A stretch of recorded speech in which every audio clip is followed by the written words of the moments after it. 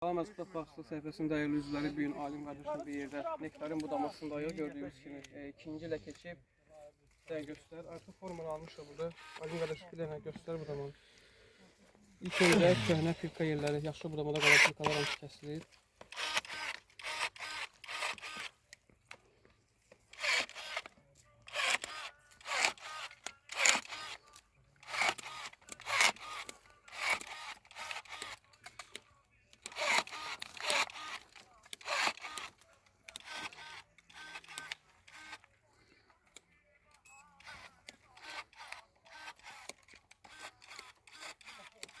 Boy gördüğünüz kimi bu səviyyədə artıq bəsdir ağac üçün.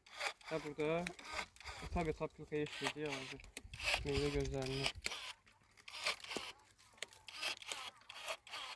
Gördüyünüz bu kirli ağac həm forma üçün 4 dənə 5 dənə lider seçim artıq eləmişik. Məhsul olaraq da bir ağac üçün artıq 10-15 kilo meyvə nəzərə alınıb, saxlanılır.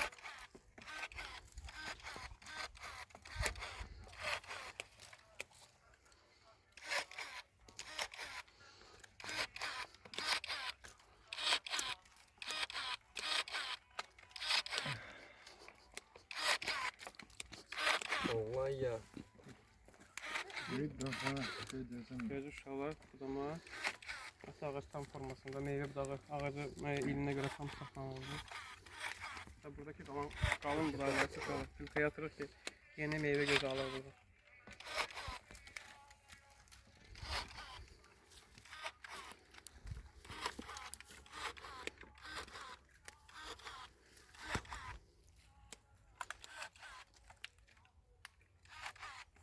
Bir tane aradan götürecek ağacı. Gördüğünüz kimi ağacın forması budur, kirli.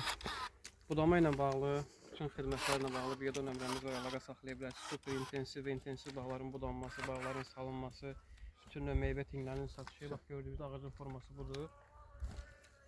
Kim video kimin qarşısına çıxırsa bəyənsin, paylaşsın, qayda etsin. Allah herkesin işini xeyirli uğurlu olsun.